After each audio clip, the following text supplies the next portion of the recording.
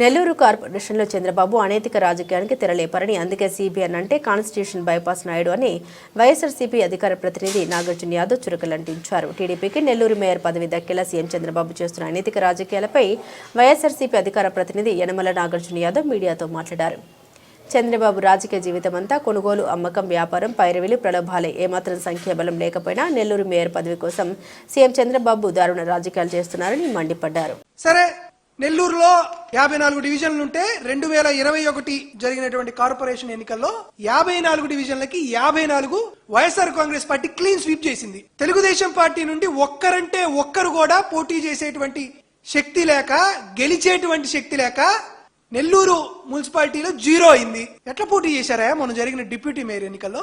YSR Congress party B form మీద గెలిచినటువంటి కార్పొరేటర్లని సంతలో పశువులు కొన్నట్టుకొని డిప్యూటీ మేయర్ ఎన్నిక గెలిచారు. ఇప్పుడు ఒక గిరిజన మహిళని బలి పశువు చేయాలనేటువంటి ఉద్దేశంతో, ఒక గిరిజన మహిళని రాజకీయంగా అనగదొక్కాలనేటువంటి ప్రయత్నంతో అవిశ్వాస తీర్మానం పెట్టావు. ఈ అవిశ్వాస తీర్మానంలో 42 మంది సంతకం చేశారు. ఈ 42 మంది సంతకం చేసిన ఈ అవిశ్వాస తీర్మానంలో ఒక 5గురు తిరిగి వైఎస్ఆర్ కాంగ్రెస్ పార్టీ తీర్థాన్ని పుచ్చుకున్నారు. చంద్రబాబు నాయుడు గారు పూర్తిగా పోలీసుల్ని పహారా పెట్టి వారందరినీ కిడ్నాప్ చేశారు. ఈ రోజు నేను అడుగుతున్నాను, చంద్రబాబు నాయుడు గారు, సిబిఎన్ అంటే చంద్రబాబు నాయుడు గారా లేకపోతే కాన్స్టిట్యూషన్ బైపాసింగ్ నాయుడా అనేది అర్థం కావట్లా. నువ్వు అవిశ్వాస తీర్మానం పెట్టావు రాజ్యాంగబద్ధంగా, వారందరినీ ఓటేయమనండి. ఓట్లేస్తే 54కి 54 మంది కార్పొరేటర్లు తమ అభిష్టం మేరకు వైఎస్ఆర్ కాంగ్రెస్ పార్టీ బీఫామ్ మీద గెలిచాం కదా, కన్నతల్లి లాంటి పార్టీకి వెన్నుపోటు పొడవలేం అని అవిశ్వాస తీర్మానానికి వ్యతిరేకంగా ఓటు వేస్తారనేటువంటి భయంతో కార్పొరేటర్లను కిడ్నాప్ చేసేటువంటి పరిస్థితికి చంద్రబాబు నాయుడు దిగజారిపోయాడే. చంద్రబాబు నాయుడు గారి ఆధ్వర్యంలో కొత్త పథకం వచ్చింది. ఏందయ్యా ఈ పథకం పేరు అంటే కాకి క్యాబ్ సర్వీసెస్. అంటే మనం ఓలా క్యాబ్ చూసాం, ఉబర్ క్యాబ్ చూసాం, ఇప్పుడు కొత్త క్యాబ్ సర్వీసెస్ వచ్చింది, కాకి క్యాబ్ సర్వీసెస్. తమకు కావాల్సినటువంటి వ్యక్తుల్ని ఇంకా మళ్ళా బీహార్ నుంచి, ఉత్తరప్రదేశ్ నుంచి, లేకపోతే వేరే రాష్ట్రాల నుంచి కొత్తగా కిడ్నాపర్లు, గూండాలు, ముఠాదారులు రావాల్సిన అవసరం లే. పోలీసులే కిడ్నాపర్లు కాకి చొక్కా వేసుకుని పోలీస్ వెహికల్స్ ని తీసుకొని వచ్చి కిడ్నాప్ చేయడం అనమాట. ఎందుకంటే ఆంధ్రప్రదేశ్ రాష్ట్రంలో పోలీసులు ఐపీసీ సెక్షన్స్, సిఆర్పిసి సెక్షన్స్ వాళ్ళకు వర్తించవు.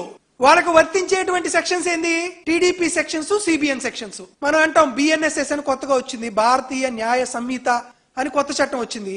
ఆంధ్రప్రదేశ్ రాష్ట్రంలో బిఎన్ఎస్ సెక్షన్ అంటే దాని పేరు వేరు, బాబు అన్యాయ సంహిత చట్టం. పోలీసులే కిడ్నాప్లు అవడం, అవిశ్వాస తీర్మానానికి వ్యతిరేకంగా ఓటు వేస్తారనేటువంటి కార్పొరేటర్ని వీరే రోడ్డుకి అడ్డంగా పోలీసు వెహికల్స్ ని పెట్టి వాళ్ళని కిడ్నాప్ చేసి 2-3 జిల్లాల్లో రాత్రంతా తిప్పి నేరుగా తెలుగుదేశం పార్టీ క్యాంపులో వారిని కూర్చోబెట్టి వాళ్ళని భౌతిక దాడులు చేసి వాళ్ళ వ్యాపారాలను దెబ్బతీస్తామనేటువంటి బెదిరించి వారిని టీడీపీ క్యాంప్ లో గెలిచేస్తున్నారు. విధంగా అవిశ్వాస తీర్మానంలో తెలుగుదేశం పార్టీ గెలుస్తుందనేటువంటి నమ్మకం చంద్రబాబు నాయుడు గారికి, అక్కడ ఉన్నటువంటి మంత్రి నారాయణ గారికి గాని ఉండుంటే ఈ కిడ్నాప్లు చేయడం ఎందుకు? అవిశ్వాస తీర్మానంలో తెలుగుదేశం పార్టీ నైతికంగా ఇప్పుడే ఓడిపోయింది.